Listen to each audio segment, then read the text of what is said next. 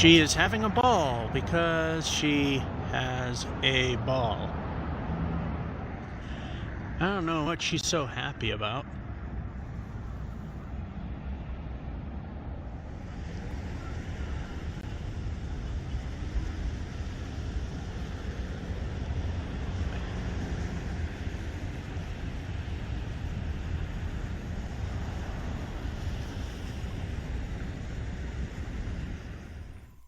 Hello, this is George F551, and this is the 2021st edition of Christmas Eve shopping at the mall at Whitney Field, Leominster, Massachusetts.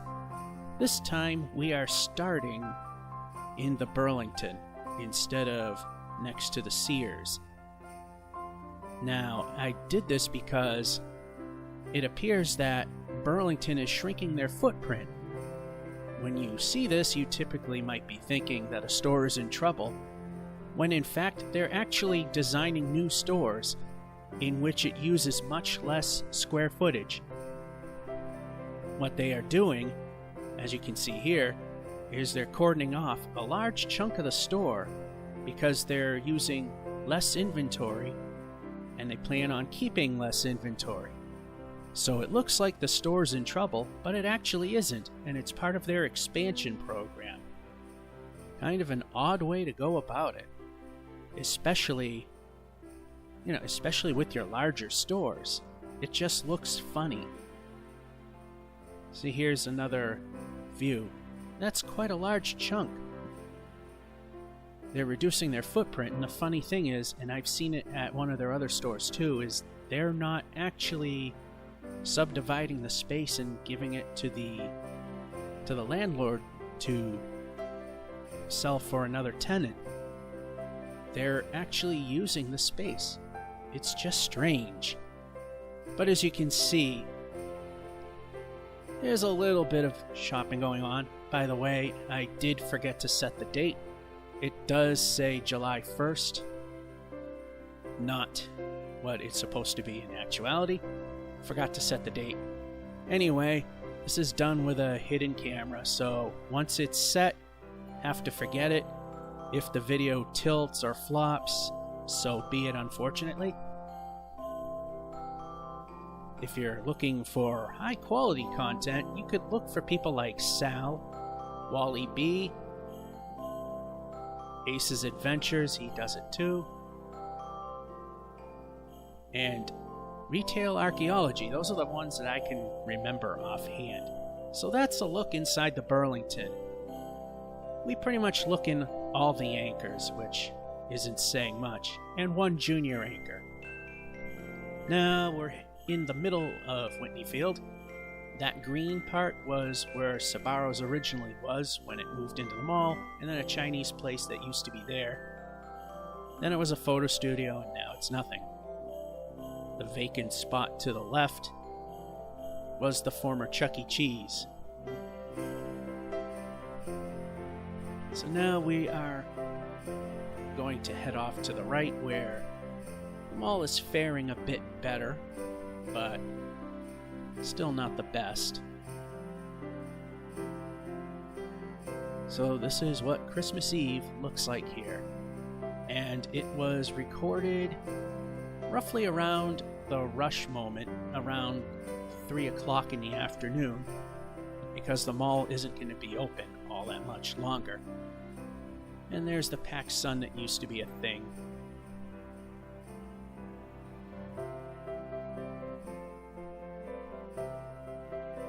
And this is the sad part of the mall. Not that the better part is really all that great, but you can see there is foot traffic. It's not completely dead. It doesn't help that most of these stores on this end are vacant, and those that aren't take up a huge swath of space.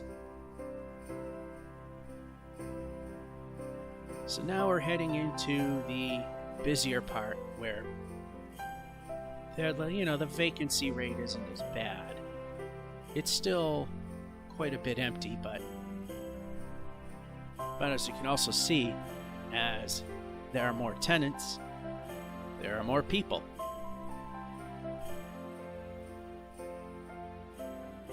As we're slowly heading down, I also take a slightly less speedy approach when walking through doing these so that the video quality will be a little bit higher. Leominster Wireless, that's closed this time.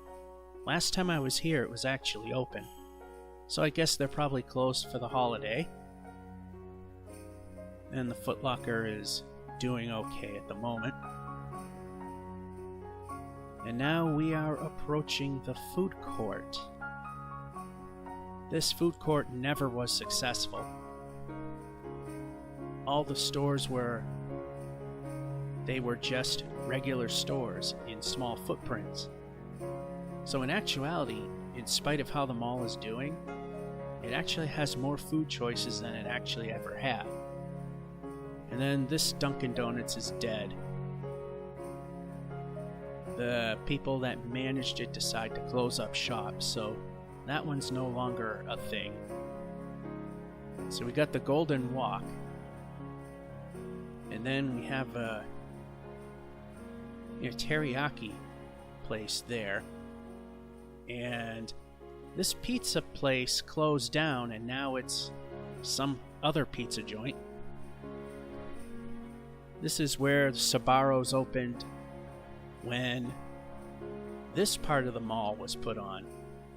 So every time the mall got a legitimate addition, Sbarro's was in said addition.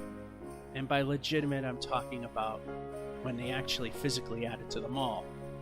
Because the first sort of addition that happened, as we look at this dead Columbia, or Olympia, it's one of those. Anyway, the first edition was actually taking a dead Anchor and turning it into inline tenants. And there's Santa.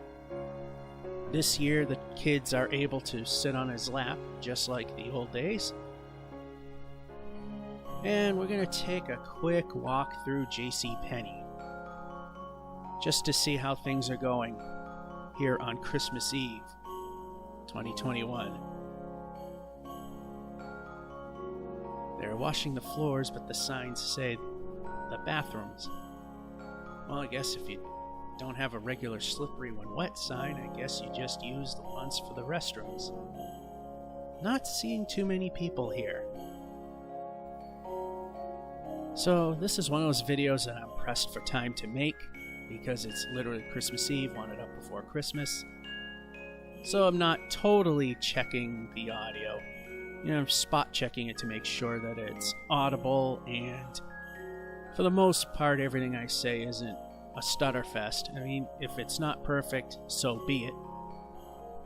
Anyway, there were a few people going up the aisle, but they were so close, decided I'll just turn so not have the, not be right in their face. And it is surprisingly dead. You figure Christmas Eve, and the fact that the supply chain is so messed up. Studies were saying that people were more likely to go to a brick and mortar because stuff exists there. And not really seeing it here. I mean, there's people, but it's not a lot.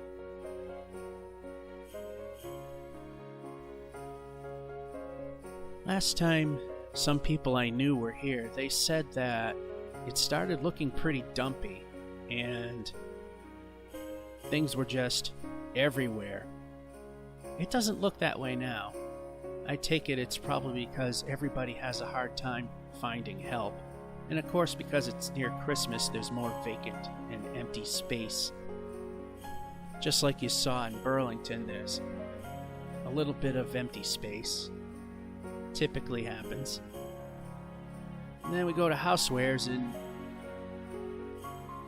there's only one person here, and it's not in the housewares department. Yeah, not seeing anyone here. That's kinda disturbing. I guess nobody needs housewares. But then once we get back to apparel, that's when you start to see people again. And the one thing I don't like what they've done with this JCPenney, as we look down the customer service, is doing the in thing with the exposed concrete floor, which I think just looks kind of cheesy. Anyway, here's the men's department. Doesn't look all that dumpy this time around. Then again, I can kind of see how that could happen because I have seen some departments look kind of less than spectacular. And then, of course, like most JCPenney's, they rent out a chunk of their floor space to Sephora. And it's very hard to get any real look in there. And there was some poor guy in there who was trying to buy his special someone that perfect bit of makeup, make her happy. And I think that's him there. So as I'm reviewing and adding sound to this, I'm watching it on a postage size piece of real estate on the screen, so I'm just going by memory at this point if I'm not 100% certain. Anyway, back out we go once again towards Santa. Here's the giant shoe store. That used to be 2 storefronts. And there's the Olympia again. Anyway, yeah, the lion's share of that particular floor space where the shoe department is used to be a giant mom and pop greeting card store. Shoe department took it over. Well, actually, there were a few stores that took it over. But shoe department ultimately, as you see now, is occupying the space. It closed simply because the people running it wanted to retire and nobody wanted to continue the business. So here we are again at the food court, and that exit over there used to be the entrance to Bradley's, which was a department store. Then when it closed a year later, they knocked it down, turned it into a parking lot, and here's the store directory. You can see the Sears on the right and the Macy's on the bottom, no longer a thing.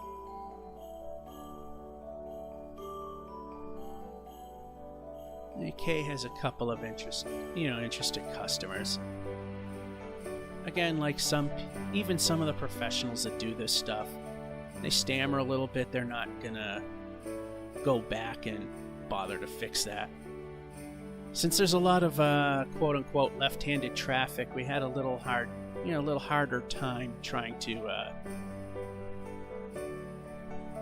get a cross view of what's going on, because that's how I tend to do these. Most of the people, they just take the camera, aim straight and walk, whereas I have the camera and I aim it to the opposite side that I'm on so you can see the stores better. But every once in a while, because of traffic or just because, I'll actually aim into the stores on the side that I'm on. And here's somebody who's not really paying attention. Although I would say that perhaps they probably should consider not stacking a cart so high. And the Hot Topic was somewhat busy. I've seen it busier, but it wasn't that bad. And here we go once again. Back into the sad half of the mall. CVS used to be where Maurice's was, which is what that, bluish green colored store used to be. Then CVS moved out, got their own store on an out parcel, as they're trying to get rid of rented space. And I was thinking of looking into that store, but it's all covered up. Can't really see in there. And there's the Burlington wing yet again. And Hanush Jewelers, I was kind of surprised at how many people are in there. That's quite a bit. So, I mean, some stores are doing well. Foot Locker, or should I say, this is actually the Finish Line. Yeah, that's doing alright, I guess. But as we are here, where the stores are either big or dead, you ain't gonna see much here. So now we're heading towards the Macy's wing, and there's the Bath and Body Works. And here's one of the few Claire's that exists. A lot of them have closed over the years. Surprisingly, the one in this mall is still running, existing. And then the dead Macy's wing. It doesn't seem like Hull Properties did much, but they actually did brighten up these hallways a little bit. This kind of looked like a dungeon. And over to the right used to be the mall offices. So, yeah. And over there used to be a family room. It's temporarily out of service. Basically, they just shut it down. So once we come out of this little hallway, we'll do a quick loop through the Old Navy. And I forgot what jewelry store used to be right there, but it's been a while. Anyway, here's the Old Navy. The only junior anchor that we're going to go through.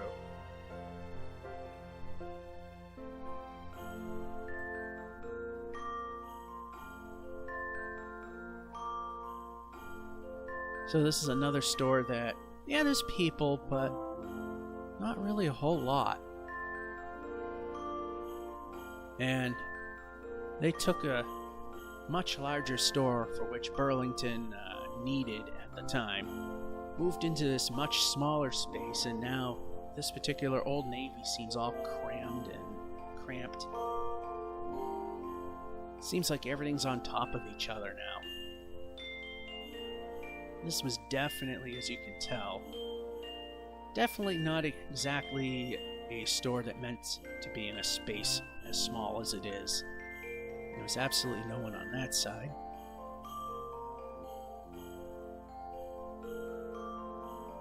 Yeah, that's pretty much half the store right there. And it's one of the few that have an exit towards the, what's now considered the front of the mall. That side, the side we're currently on, used to be the back when it was Searstown. The side where Macy's was, that was actually the main entrance to the mall. They then added the Macy's, and they started building it in 2001. And there's a couple of service corridors flanking both sides of it because they didn't know if the two-story Macy's would sink and destroy the mall. So they had those service corridors flanking it, so if it were to sink faster than the mall wouldn't get damaged. Everything's fine. And in actuality, before it was Macy's, it was a Filene's. So here we are, again, pretty much the land of dead, and a Spencer's.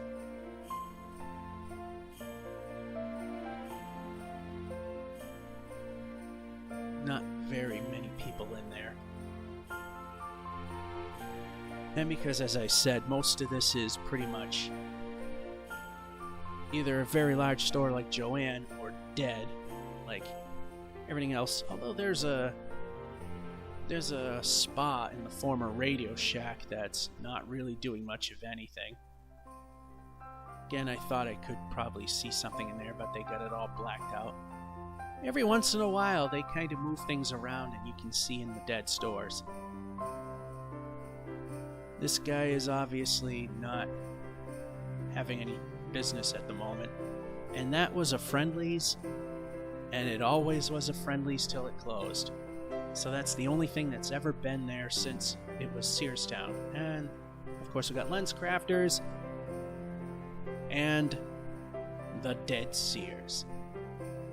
And of course, typically we end the video by looking into the Dead Sears and calling it good. But since we started at Burlington, we're gonna end it at that point. Well, I'm not gonna end it there, but we're gonna just go back and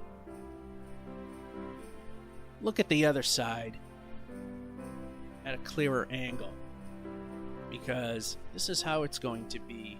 This is how the video is going to be ending. Because, as usual, I do things out of order. So I do the beginning at the end and the end at the beginning, and yet again I didn't think of having a end to this video, so this will pretty much be it for the video. So until we reach the Burlington wing yet again, that'll be it. George F551 saying, hope you enjoyed and have a good one. Enjoy the rest of the video.